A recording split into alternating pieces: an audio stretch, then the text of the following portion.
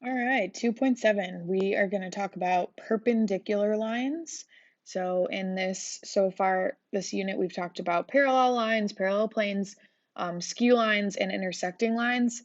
And perpendicular lines are just a specific type of intersecting lines. They intersect at a 90-degree angle. All right, so in this context, we're going to talk about these theorems and how they relate to what we've talked about the rest of Unit 2, which is parallel lines and transversals. So the first theorem just says that in a plane, if two lines are perpendicular to the same line, then they are parallel to each other. So if we look here, where we see this yellow highlight, okay, this is saying M is perpendicular to T, that's that right angle there, and N is also perpendicular to T. We see that other right angle. So since they're both perpendicular to T, we can come up with this conclusion that M is parallel to N because they're perpendicular to the same line. Okay, same thing, another theorem here. In a plane, if a line is perpendicular to one of two parallel lines, then it is also perpendicular to the other. So what I'm saying by that is we see that N is perpendicular to L because we see this right angle right here. I also want to highlight these arrows here that show us that L is parallel to M. Okay, that's what those arrows tell us. And so because we know L and M are parallel, and we know that L and N are perpendicular, then we could conclude that those two, M and N, right, are also perpendicular. All right, so for the next few slides, we're just going to kind of look at a situation and decide if there's enough information to determine if something is parallel or perpendicular. So a lot of times in geometry, we see graphics or diagrams that look a certain way.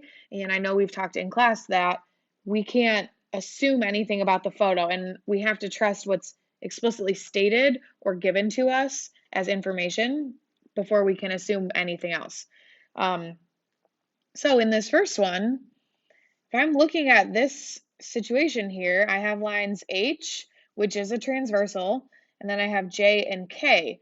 Okay, however, I have no markings on this diagram. So although it looks like H would be perpendicular to J and K, there's nothing written on here to give me that impression. So honestly, I can't make any conclusions here. So I would just say for this one, there's not enough information.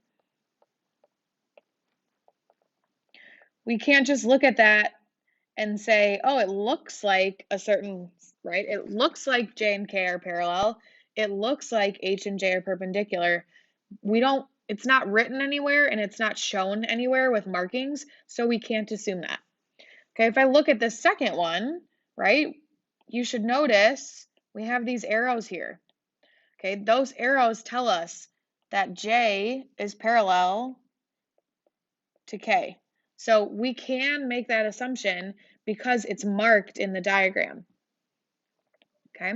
However, H, again, even though it looks perpendicular, we don't know for sure, and there's nothing in the diagram or written explicitly that tells us that. So all we can get from that is that J is parallel to K. All right, two more here. Now we see that H is perpendicular to J, right? We have enough information for that. So perpendicular sign just looks like an upside down T. So line H is perpendicular to line J. We know that because there's that right angle marking right here. There's nothing else marked on this diagram. So again, even though we would think H and K would be perpendicular, we don't have that information. There's nothing marked here. There's nothing written.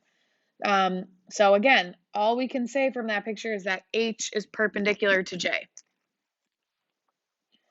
All right, next one here, I can say that H is perpendicular to J because it's shown, okay? I can also say that H is perpendicular to K, right? Because it's marked there.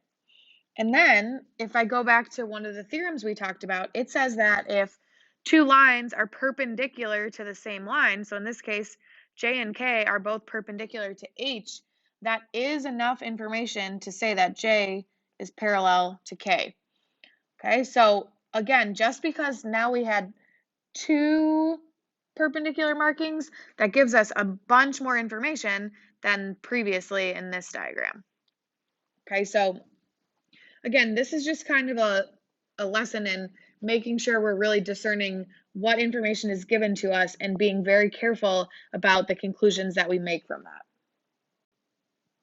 All right, let's get into a couple examples of how we're going to use this to solve equations. So we're still using, we have transversals, we have parallel lines. Again, that's what those arrows mean.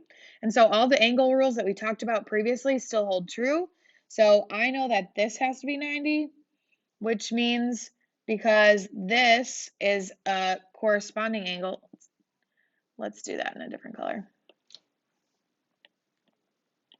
All right, so these two angles are corresponding, and when we have parallel lines, corresponding angles are congruent. So all I'm going to do is just set 2x plus 10 equal to 90 and solve for x. So 2x equals 80, because I'm going to subtract 10 from each side. Okay, so x equals 40. I can always go back and double check when I plug that in. Does 2 times 40 plus 10 equal 90? Yes, it does. So we are all set there. Okay, we have another one here. Again, we see 90 degrees. If I look at these two angles, their relationship is same side exterior, which we know are supplementary. So they have to equal 180 degrees, right? But with this being 90, that makes things a little bit easier, right? Because we know 180 minus 90 is 90. So this angle also has to be 90. So I could set this up in two ways. I could say 5x, which is this angle here, plus 90 has to equal 180, right? Because that's using my same side exterior relationship. Solve for x.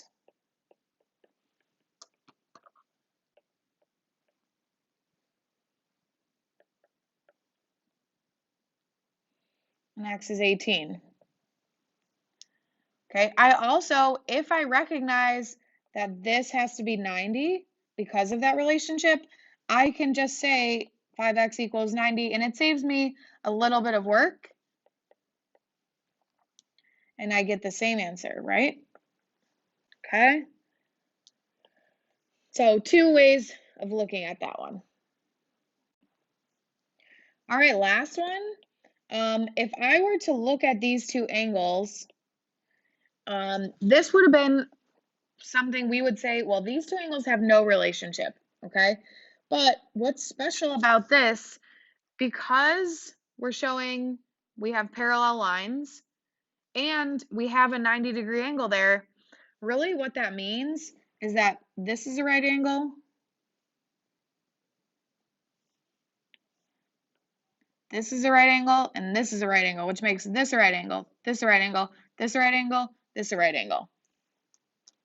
Okay, so when we have parallel lines that are perpendicular, we create 8 90-degree angles. So any of those that we find, we can just set equal to 90. So all I'm going to do is x minus 27 equals 90, add the 27 there, and x is 117.